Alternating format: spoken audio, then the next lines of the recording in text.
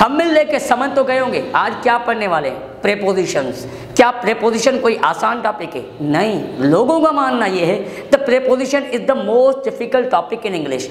अगर most difficult है इसकी सॉल्यूशन होनी चाहिए। भाई सॉल्यूशन क्या है? 2 मिनट की वीडियो में प्रेपोजिशन क्लियर हो सकता है। If this is the most difficult thing then how can it be done within 2 minutes? It's impossible. तो अभी आज मैं तरीका बताने जा रहा हूँ प्रेपोजिशन का, जिसमें आप माहिर होंगे, एक्सपर्ट होंगे प्रेपोजिशंस में। प्रेपोजिशन में एक्सपर्ट होने के लिए क्या करना चाहिए? Means this is the question for you. Having read more than 200 books I got to know this is the research based video. ये एक रिसर्च बेस्ड वीडियो है। वीडियो को गौर से सुनिएगा, वीडियो को लास्ट तक देखिएगा कि क्या समझाने वाला हूँ। बहुत ही इंपॉर्टेंट चीज़, ये आपको चीज़ें किताबों में नहीं मिलेंगी, because this is the research based thing that is only got by some people that who have been researching, जो रिसर्च कर रहे हैं। तो आज देखते हैं कि प्रेपोजिशन में अक्सर ये होता है कि एक प्रेपोजिशन जो है, सबसे पहले आप ये देखें कि एक प्रेपोजिशन अगर एक वर्ड को मैं उठाता हूँ और एक वर्ड को मैं पढ़ता हूँ तो उसके कितने यूजेस हैं। फॉर एग्जाम्पल मैं कहता हूँ ऑन। ऑन, अगर मैंने ऑन पढ़ा कि ऑन उस चीज़ के लिए इस्तेमाल होता है जो चीज़ सरफेस पे हो। मीन्स एक होता है जनरल यूज़, जनरल यूज़ होता है। जनरल यूज़ में क्या है? एक एग्जांपल है, क्वेश्चन आ गया। अभी मैं आपको टोटली क्वेश्चन बताऊंगा। 4 तरीके होते हैं प्रेपोजिशन के। प्रेपोजिशन कितने तरीकों से इस्तेमाल हो सकती है? 4 से 5 तरीकों से इस्तेमाल हो सकती है। तो आप किसी भी चीज़ को पढ़ना चाहते हो तो उसको 5 तरीके पढ़ेंगे, इंशाल्लाह you will be expert in prepositions. और हालांकि मैंने जो नोट्स बनाए हुए हैं उसमें तकरीबन जितने भी टेस्ट आ रहे हैं उसके टोटल क्वेश्चन उसमें हैं। This is a miracle. Then I got to know that why shouldn't I share this thing with my candidates too, my followers too। तो ये चीज़ क्यों ना मैं अपने फॉलोवर्स के साथ जो है ये मैं शेयर करूं। देखें फॉर एग्जांपल मैं वर्ड यूज़ करता हूं ऑन।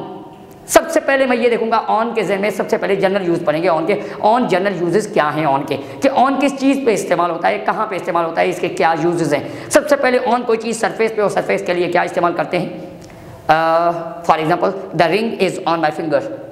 रिंग मेरी फिंगर में है, ऑन माई फिंगर, क्योंकि ये ऊपर होती है। देयर आर मेनी मैंगोज और ऑन दिस ट्री। बहुत सारे मैंगोज हैं इस दरख्त में। अभी देखिए ये क्या थे? कॉन्सेप्चुअल क्वेश्चन थे।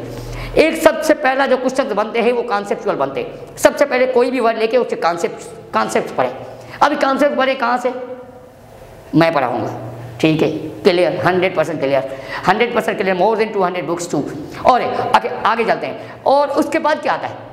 बस ये पढ़ लिया, मैं चला जाऊँ, कॉन्सेप्ट पढ़ लिए, उसके बाद मैं टेस्ट में बैठूँ तो सारे क्वेश्चन सही करूँगा? नहीं भाई, ऐसा नहीं हो सकता।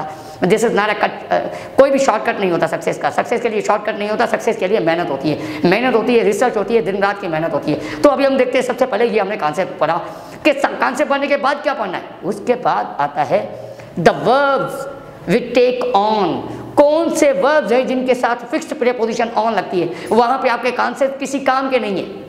फॉर एग्जाम्पल एक जुमला मैंने कहा आई बिलीव इन यू, मैं आप पे यकीन रखता हूँ, तो बच्चा यूज पढ़ के गया कि इन इस्तेमाल होता है कोई चीज़ बाउंड्री के अंदर हो, कोई चीज़ का बाउंड्री हो तो उसमें इन यूज़ होता है, या बिल्डिंग रूम्स के लिए इन इस्तेमाल होता है। तो वो बच्चा पढ़ गया, वहाँ पे जुमला आ गया I believe dash in you, I believe dash you. तो वहाँ पे उसके जहन में ये तो इनका कॉन्सेप्ट ही नहीं आएगा, क्योंकि यू ना बाउंड्री है, यू ना ही रूम है, ना ही कोई बेजान चीज़ है, ना ही कोई डब्बा है। तो यहाँ पे इन तो पक्का यूज़ नहीं होगा, लेकिन उसको पता नहीं था कि यहाँ पे इन ही इस्तेमाल होगा। यही कन्फ्यूजन है कि हम पढ़ के जाते हैं, हम एक तरह का यूज़ पढ़ के जाते हैं। When you have been from all directions wherever you are going to appear in the test, कभी भी टेस्ट में आप अपीयर होंगे तो आपके 4-5 एरियाज पड़े होंगे। ये था पहला यूज़ जो मैंने आपको बताया कि general use, conceptual uses. Conceptual uses के बाद वर्ब्स, कौन से वर्ब्स हैं जिनके साथ ऑन लगता है। भाई ये कहाँ से मिलेंगे हमें, ये कौन सी किताब में से मिलेंगे? भाई मुख्तलिफ बुक्स हैं, exploring the world of English, Raymond Martin में तो बेहतरीन लिखे हुए हैं, Raymond Martin, Raymond Murphy, Michael Swan, A J Thomson. तो ये मुख्तलिफ सारी बुक्स हैं जो मुख्तलिफ मार्केट में चल रही हैं, उनमें देखें कौन से वर्ब्स हैं जिनके साथ ऑन। आप देखेंगे फिर मेरा क्या काम सर, फिर आप क्या सिखाने आए? मैं आपको सिखाऊंगा यहाँ पे A to Z तकरीबन जितने भी मोस्ट इंपॉर्टेंट, जितने भी मार्केट में बुक्स चल रहे हैं जिसमें से क्वेश्चंस आ रहे हैं, उन टोटल बुक्स में जितने भी वर्ड्स हैं जिनके साथ ऑन लगता है वो मैंने सारे इकट्ठे एक साथ लिख लिए हैं। तो उसके बाद वो पढ़ने के बाद कहीं पे भी वर्ब आ गया तो वो ख़त्म, मतलब वो वहीं से होगा। अगर जनरल यूज़ आ जाएगा तभी वहीं पे, क्योंकि सबसे पहले मैं हर एक का जनरल यूज़, उसके बाद वर्ब्स। अगर वर्ब्स नहीं आया तो उसके बाद कुछ एडजेक्टिव्स हैं। उसके बाद देखें कौन सी एडजेक्टिव्स हैं जिनके साथ ये प्रीपोजिशन ऑन इस्तेमाल होती है। एडजेक्टिव्स के बाद कौन से नाउन्स हैं जिनके साथ ऑन लगता है।